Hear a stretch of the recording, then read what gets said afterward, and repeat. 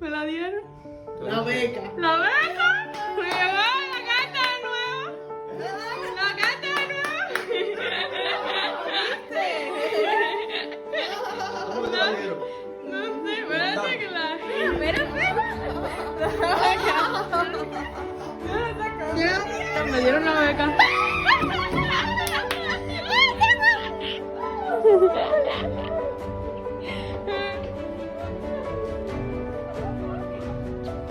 Me dieron la beca. ¿Cómo? Mentira. De verdad. Y sucedió lo que parecía imposible. Dios hizo el milagro. Por segunda vez recibí la beca Dare to Dream para terminar mis estudios en violín, en Music Performance en Andrews University.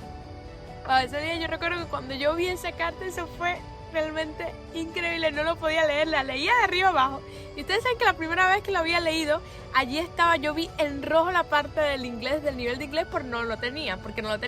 Pero esta vez ya tenía el inglés. Pero había otro pequeño detalle que se me había escapado de la otra vez y que ahora fue el que vi en rojo. Necesitaba un patrocinador porque la beca solo cubría el tuition, es full tuition, pero no cubría lo que es la comida, el dormitorio, el seguro y esas cosas. Así que necesitaba a alguien que me respaldara. Y lo decía, para poder obtener esa beca necesitaba a alguien. Y en ese momento fue como que...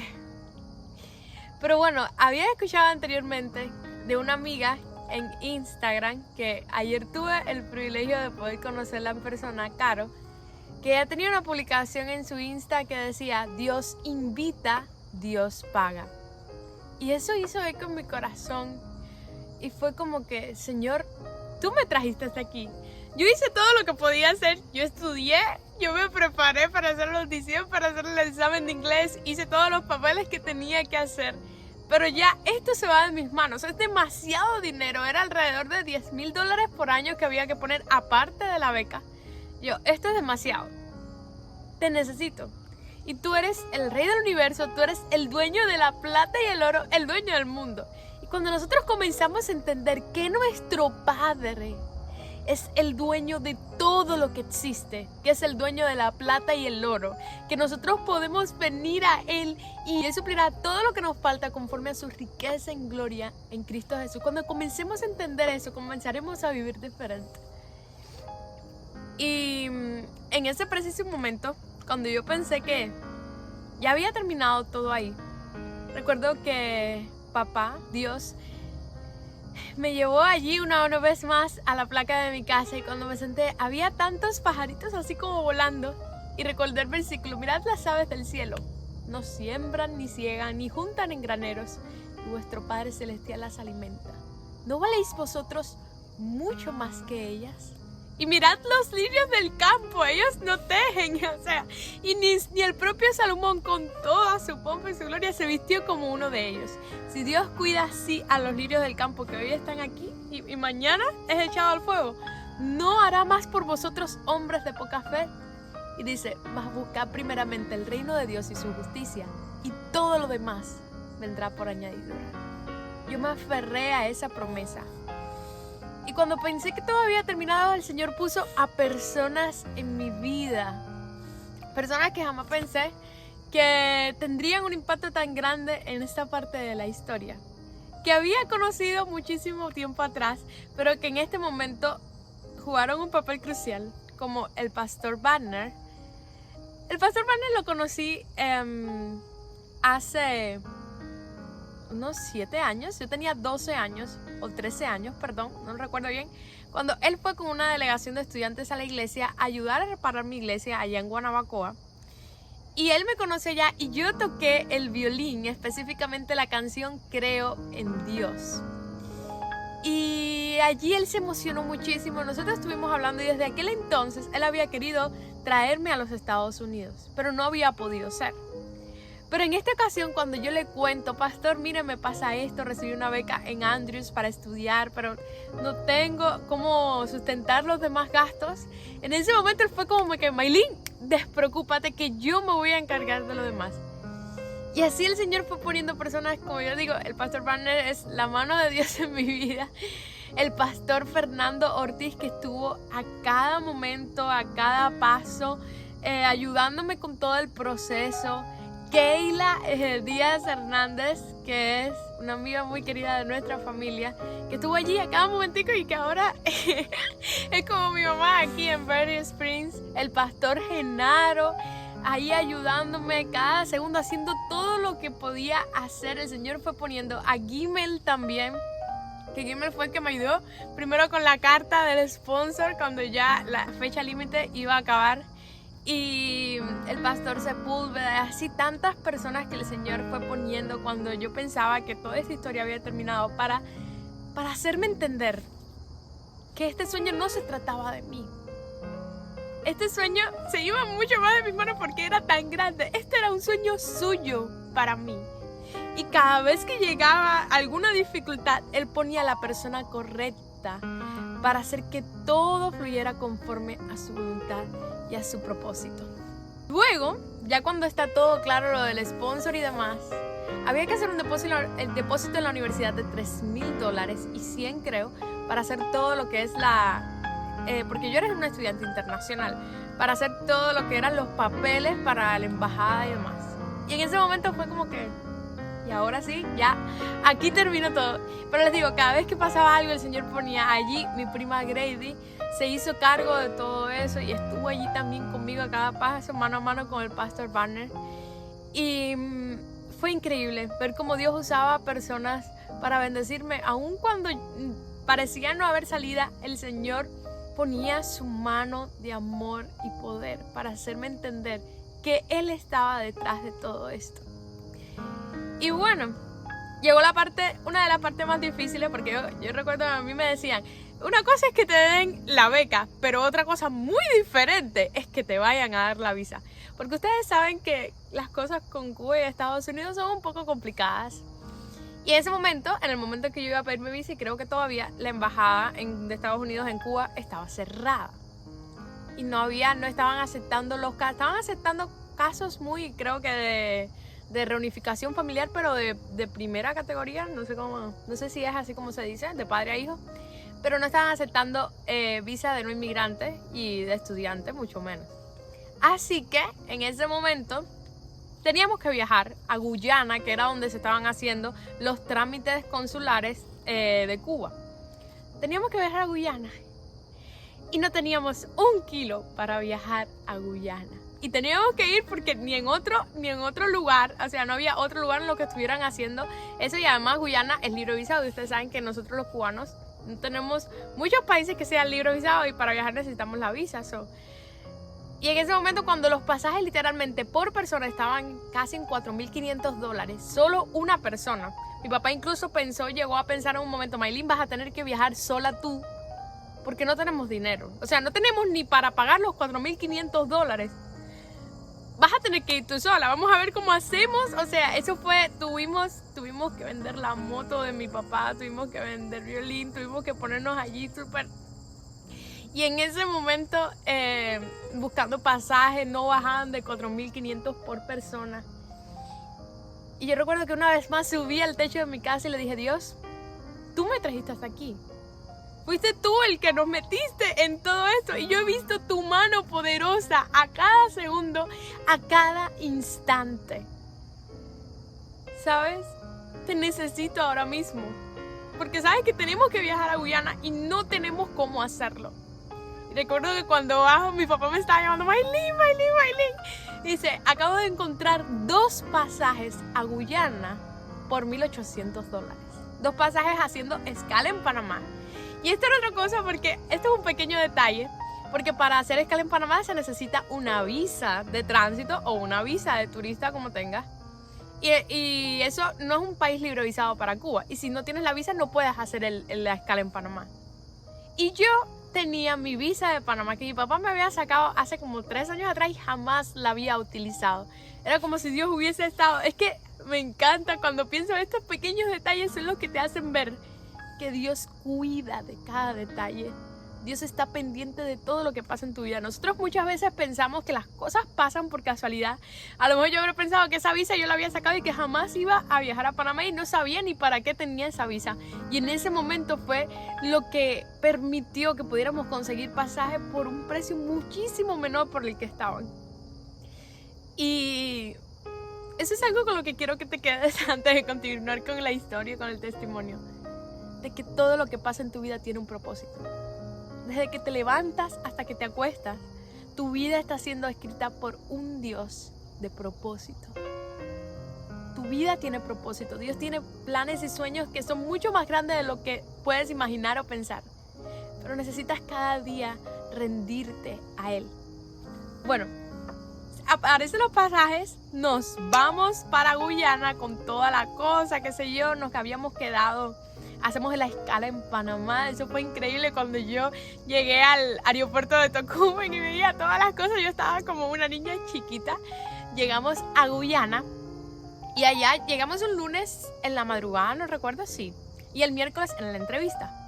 Así que en la entrevista había que hacer la colita. Ustedes saben, todos los papeles yo los había llevado, mi pasaporte, mi I-20, todos los papeles que necesitaba. Y cuando entro, tenía que hacer la cola y yo estaba súper nerviosa. Y encima a mí la entrevista, como era de estudiante, como era una visa de estudiante para venir a los Estados Unidos, la entrevista era en inglés.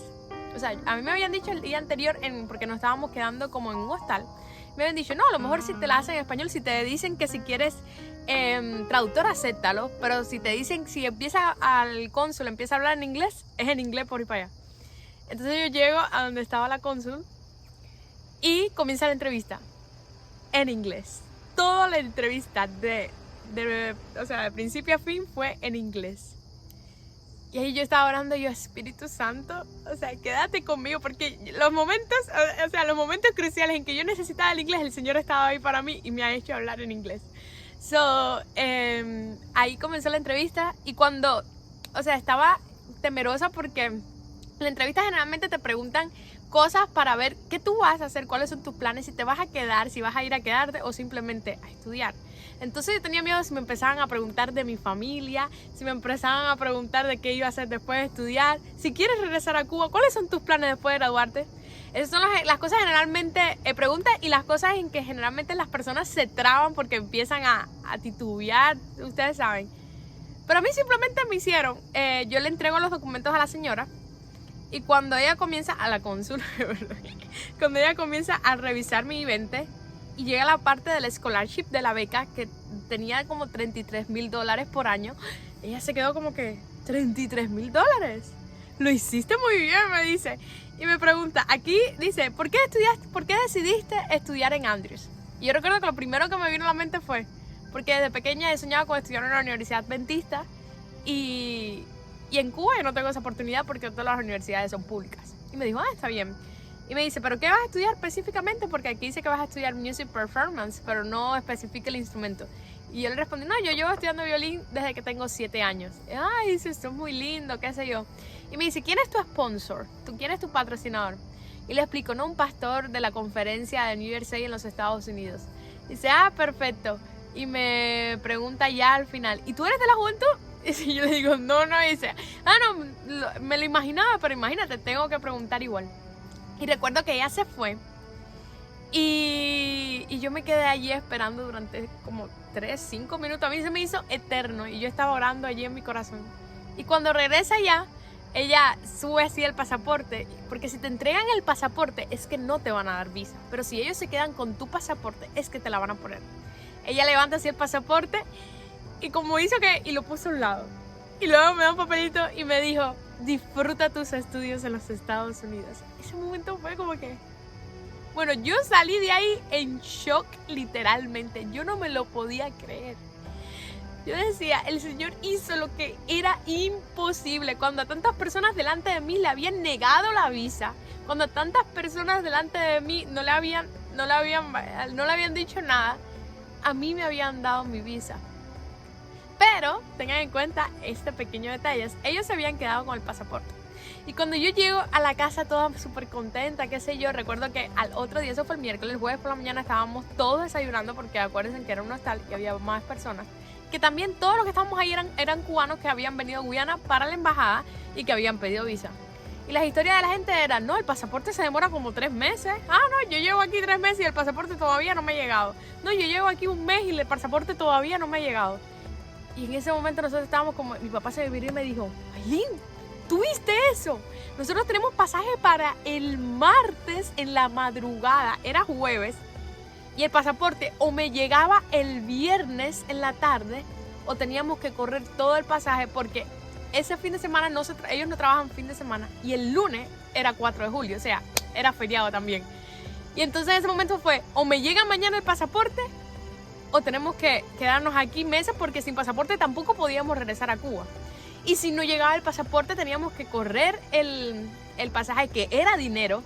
Teníamos que quedarnos más días en el hostal, que era muchísimo más dinero. Y no teníamos dinero ni para correr el pasaje, ni para más días en el hostal. O sea, estábamos justos. Y en ese momento mi papá estaba súper ansioso y yo me puse a rastrear mi pasaporte porque tú puedes hacerlo en la página y decía, no, tu pasaporte está en proceso administrativo, faltan meses, en algunos meses te lo vamos a entregar. Y en ese momento yo fui como que no puede ser. O sea, en serio, y las historias que estaban a mi alrededor eran que se demoraban meses, que los pasaportes no llegaban ahí, eso era meses, días, semanas, lo que fuera, pero se demoraba. Y yo nada más tenía 1 día para que me llegara. Si no me llegaba el viernes teníamos que correr todo, aunque se demorara 3 días, aunque me llegara el martes de la próxima semana, necesitábamos que me llegara el viernes, porque teníamos pasaje para la madrugada. Y en ese momento yo recuerdo que subí al cuarto, me arrodillé y comencé a orar. Luego prendí el televisor, yo tenía puesto mi YouTube, o sea, el canal no, pero es como la página, porque donde... Y allí me sale una canción que yo me encanta, que dice, He will make a way, Él hará un camino. Y la canción habla como que si Él pinta los cielos, Él pone las estrellas en su lugar, Él hará un camino para ti. Y en ese momento yo le dije en mi corazón, papá, no me voy a estresar por esto. Tú me has traído hasta aquí. Te he visto hacer milagro tras milagro. Así que te pido por tu infinita misericordia que pongas tu mano. Yo no puedo hacerlo, pero sé que tú puedes hacerlo porque tú eres el dueño del mundo y tú eres todopoderoso. Termino de orar y me pongo a rastrear el pasaporte de nuevo. Y me decía, tu pasaporte está en procesos finales, faltan semanas para recibirlo. Y I was like, o sea, todavía faltan semanas, pero ya no, por lo menos ya no me falta meses, no está en proceso administrativo, dice que ya está en procesos finales. Y como la hora, eran como las 12 del día ya cuando yo recibo un correo diciendo, ya su pasaporte está en DHL, mañana puede recogerlo. Recuerdo que cuando yo dije eso en la casa donde nos estábamos quedando, donde todas las personas estaban esperando su pasaporte y no se le habían llegado, todo el mundo decía, esto es un milagro. Esto es increíble, lo que está pasando aquí es imposible. Esta niña hizo su entrevista ayer y ya hoy están diciendo que terminaron con su pasaporte. Y recuerdo que yo fui el viernes por la tarde y allí estaba mi pasaporte con mi visa. Dios hizo el milagro. Yo recibí ese sábado con mi pasaporte y mi visa americana en mis manos. Cuando todo apuntaba a lo contrario, cuando a una cubana era más fácil que no le dieran la visa, cuando faltaban meses para recibir el pasaporte, Dios hizo el milagro. Y es que tenemos un Dios que hace milagros. Él no necesita demasiado. Nosotros no teníamos cómo pagar las cosas, pero en el momento perfecto el Señor puso a las personas, apareció el dinero, el Señor fue poniendo y supliendo cada una de nuestras necesidades. Y eso es lo que he visto hacer a Dios en mi vida durante todo este proceso. Jamás lo he visto fallarme, porque en el momento en que tú le rindes todo a Jesús, en el momento en que tú decides poner tu vida a los pies de Jesús, en el momento en que tú decides poner tus sueños a los pies de Jesús, te aseguro que jamás te vas a arrepentir. Nunca lo verás fallar, porque Él jamás abandona a los que le buscan de todo corazón. Y bueno, llegué a Cuba, estuve 1 mes, el Señor hasta me regaló 1 mes y pico para disfrutar de mi familia. Y llegué a los Estados Unidos un 12 de agosto del 2022 a las 9 y algo de la noche. Aterrizó el avión a las 8:30, creo. Y a las 9 ya estaba fuera del aeropuerto con mi familia, con mis amigos. Y estuve una semana, una semana en Florida, algunos días en Miami y algunos días en Orlando con mi familia. Con Jenny y Ñiquito, que son como mis padres acá, que estuvieron pendientes de cada detalle. Con todos, con mi tía Shari en la iglesia de Benecer, con el pastor Roberto Blanco y su esposa. Me recibieron tan bien, y los peregrinos también. O sea, fueron tantas cosas. Luego con casa de mi prima Lizzie y Carly, que me hicieron sentir, o sea, Lizzie, Carly y Bebé y mi prima Bebé y Lazo me hicieron sentir como que estaba en mi casa, como que eran mis papás y yo era una niña chiquita. Y, o sea, fue increíble pasar toda esta semana con mi familia, conociendo, pudiendo compartir con músicos increíbles en la iglesia y pudiendo compartir mi testimonio de lo que Dios había hecho en mí. Y el 22 de agosto llegué aquí a Andrews, el lunes 22 de agosto, para comenzar un camino. O sea, porque esto solamente está comenzando. Aparentemente es el cierre de una etapa, de ver a Dios haciendo milagro tras milagro cuando parecía no haber salida. Y al verme aquí después de exactamente 3 años atrás, haber escuchado a mis profesores decirme que jamás lograría nada si seguía poniendo a Dios en primer lugar. Ver ahora todo lo que Dios ha hecho es solo la prueba de que con Jesús no hay pérdida. Hay una parte de la historia que no conté, porque solo ayer me vine a dar cuenta de ese detalle. Aquel viernes de diciembre del 2019, en aquel congreso, cuando sentí la voz de Jesús en mi corazón y le había entregado todo lo que tenía, ya Él había empezado a obrar, a abrir el mar para mí y darme sus sueños. Un amigo me dijo una vez que no hay nada que dé más felicidad que hacer la voluntad de Dios. Y eso es lo que quiero hacer el resto de mi vida. Pues esta es mi historia, con altos y bajos, llena de alegrías, de lágrimas, pero de ver a Dios obrando con poder. Todos tenemos sueños, grandes, pequeños, algunos tal vez olvidados y otros más vivos que nunca. No sé cuáles sean tus sueños, pero si de algo sé, es que el Creador de todo lo que existe tiene planes para ti tan grandes que ni siquiera lo podrás imaginar. Atrévete a rendirle todo a Jesús, aquí y ahora. Dile: Señor, yo quiero servirte por el resto de mi vida. Y te aseguro que verás milagros, verás su gloria. Tu vida cambiará para siempre.